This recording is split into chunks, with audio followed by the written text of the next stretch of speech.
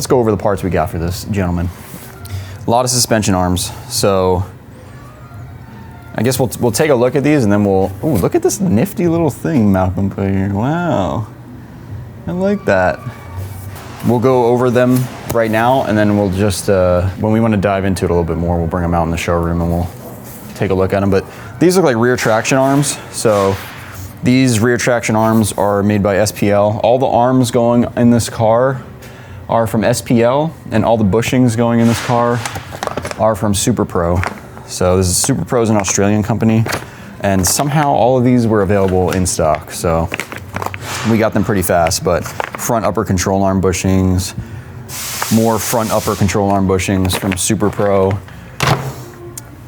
Pretty much every single bushing in the car, rear, upper, inner, and outer. So I forget which one, their names are all over the place because these bushings fit a lot of different cars. So I think these are rear lower control arm bushings, but we'll see.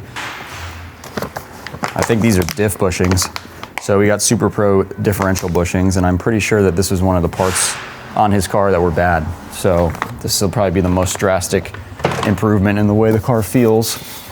SPL eccentric lockout bolts. So when you do rear arms, you want to get eccentric lockout bolts. That way the only adjustment point is the arm itself instead of the OEM factory spot. The OEM factory eccentrics have a tendency to loosen up over time. We got SPL rear upper control arm. So this is what controls camber adjustment in the rear. So this is definitely an important arm. We got all the rear arms for this car. So this SPL part is actually the rear Hikist Elite. So we told the customer about Hikist. Jesus talked to him about it because he's got an R33 and basically convinced him no one needs Hikist, no one likes Hikist, so we're getting rid of that while we're replacing all the arms. And then I believe this is the SPL rear toe arm. So we have all the rear arms other than the lower control arm. We don't really like changing lower control arms unless it's a full custom wide body build or something like that. For brakes, we went with EBC pads. I think this is EBC red stuff. So we went with those pads. The other rear diff mounts, the front diff mounts. They call them pinion mounts, but it is near the front of the diff. And then my favorite part is the DBA 4000 series rotors, front and rear. These are my favorite brake rotors. They're another Australian brand, a lot of Australian brands for this car. But yeah, I love these brake rotors. These are the rotors I had on my STI when I had one, and I'm just a big fan of this company. They're expensive, but they are one of the best rotors you can get. All right, so we're gonna go over the bushings first for this car. We are, like I said, we're doing basically, the customer wanted to do every suspension bushing in the car. So we decided to replace some suspension arms and also some bushings. The way I pretty much figured this out was, what would I want on a street car? I wouldn't want to replace the factory upper control arm because it just adds a bunch of adjustability that you don't really need on a street car. So the first thing we got were the Super Pro bushings for the front upper control arm. So we got the inner and outer bushings for those. So those will be changed out and then we'll leave the upper control arm alone. It's gonna have no adjustability. Then we move to the rear of the car, and the rear of the car is kind of the more important part because we are replacing 3 different arms: traction, rear upper, toe arm. And we are doing the differential bushings from Super Pro, which are these actually. The front and rear of the differential, the front and rear bushings of the rear differential. So the front and rear from Super Pro. And then we are doing these subframe bushings. This is obviously the biggest part of the job, so, but they got nice press-in sleeves. I don't really use Super Pro often. We usually use Energy Suspension, but Super Pro they have a lot of stuff for Skyline, so we decided to go with those. And they even have little inner sleeves that need to be pressed in. They include grease, all that stuff. So this should be an easy install. The diff bushings look good too. The rear bushings are press-in as well. And then we also got rear lower control arm bushings because I'm not changing the rear lower control arm, so we want to change the bushings in the arm. All the other arms are going to be SPL, which we'll take a look at next. And those have pillow ball joints in them, so they don't require to replace the bushings. So yeah, let's take a look at those rear arms and then pretty much dive into removing everything and taking the subframe out and doing all that stuff. And you guys will get to see how massive of a job this is. So we got a bunch of SPL arms for the rear of the car. We're gonna start opening them up, going through them, seeing what we got here. SPL, probably one of the best arm manufacturers for cars like ours. I would say the highest quality stuff. A lot of it's titanium, if not all of it now. So it's super lightweight, it's made in the USA. And if you didn't know, Nismo actually uses SPL to make some of their suspension arms for the more modern cars. So these are the rear traction arms. So this is the rear traction arm. This is kind of what adjusts toe curve under load in the rear. We're really just replacing this arm on this car because it's available, and instead of pushing out bushings, since we already have all the other rear arms, we might as well just replace the traction arm as well. We're just gonna match this to the factory length and install it. The car's not super low or anything like that.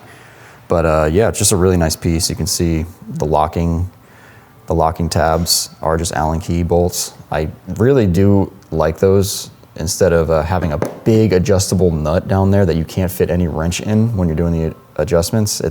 This is definitely a lot better. Basically just loosen these up, turn it from the center, and then lock these down, and you're good to go.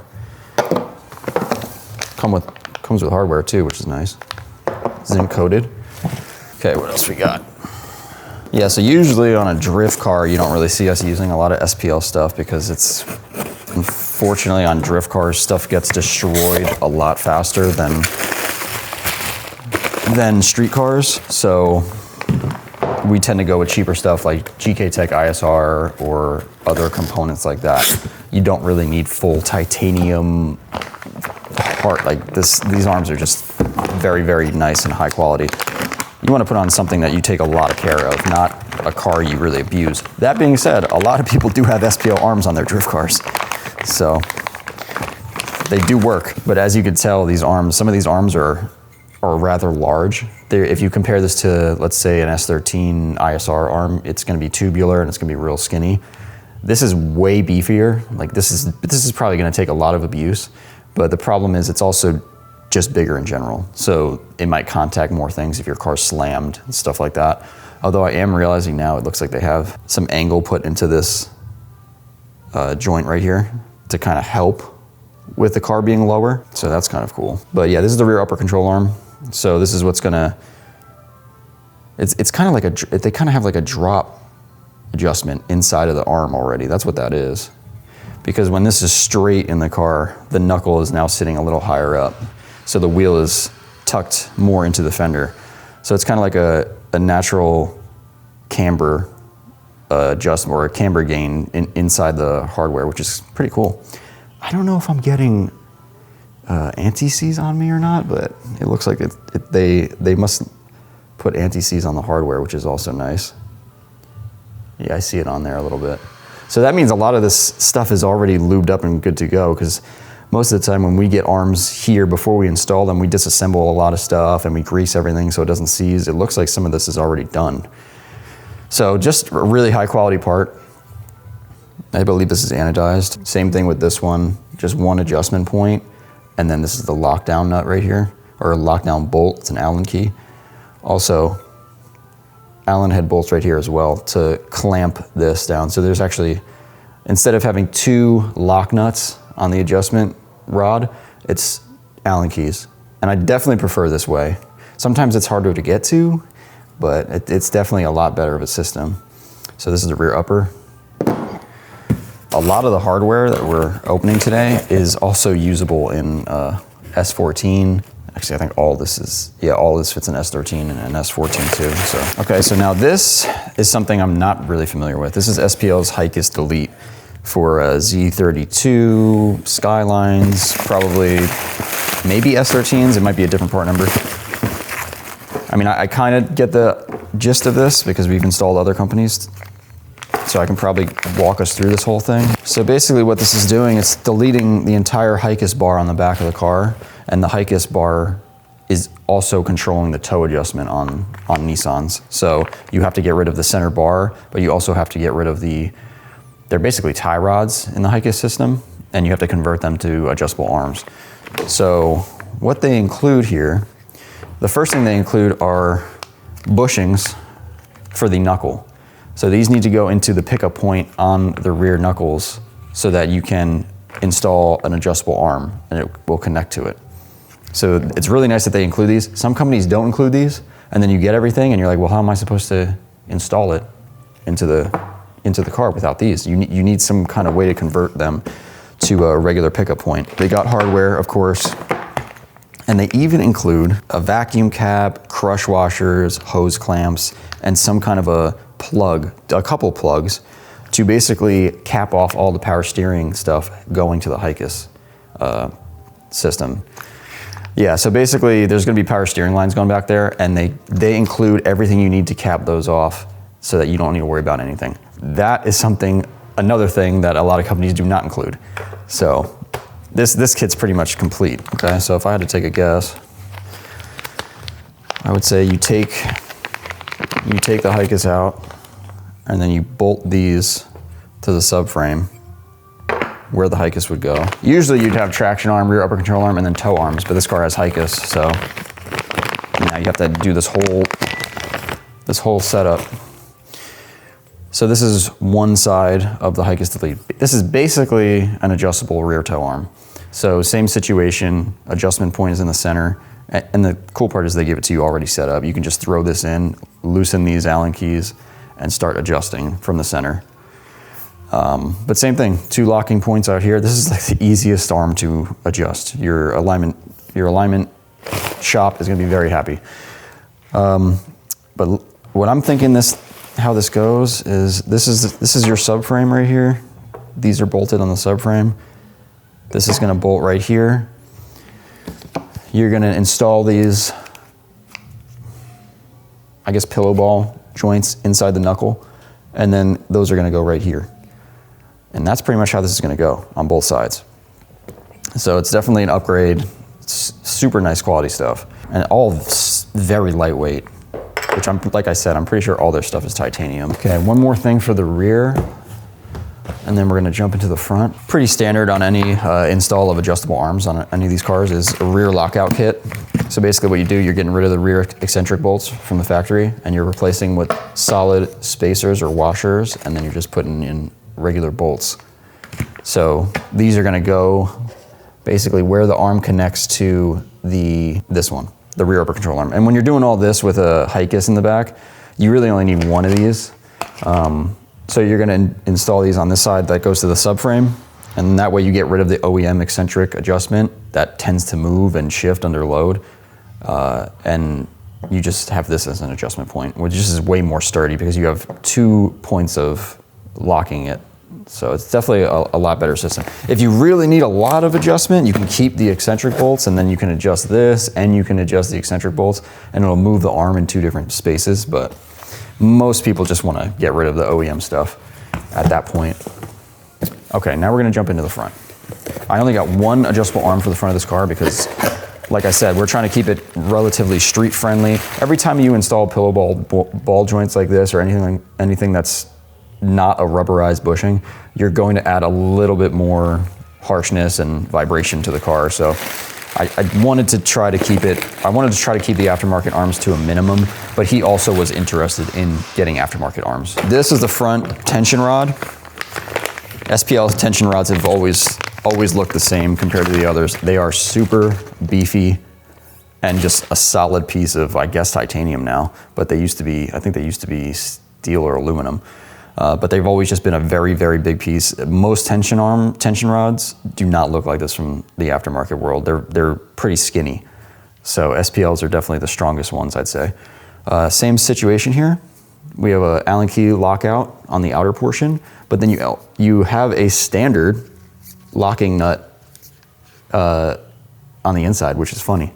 This is probably the only remaining normal locking nut on any of these arms. They seem to have gone to all Allen keys, but they kept the original locking nut on this, which is fine because this one's super easy to get to under the car. It's not a pain in the ass.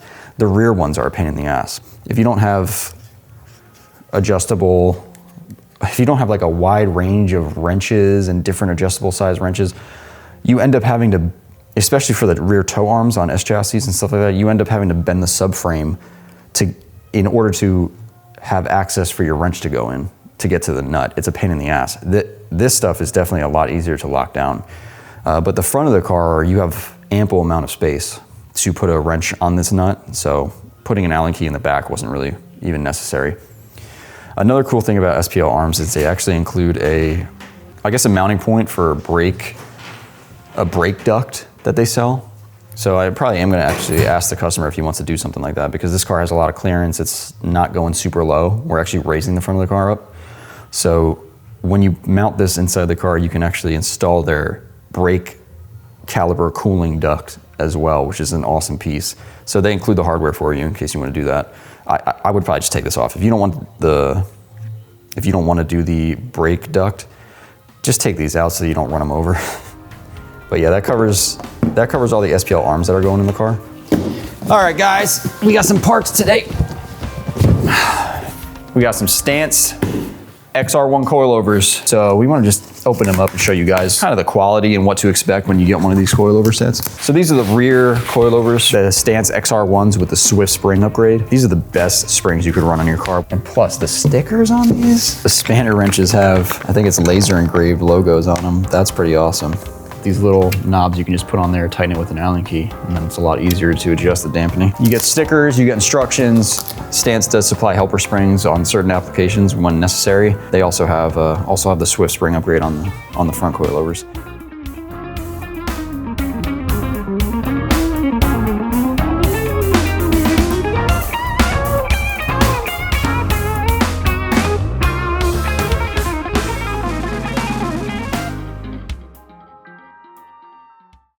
What's up, guys? Don't forget, we are giving away a Thrash Racing seat of your choosing.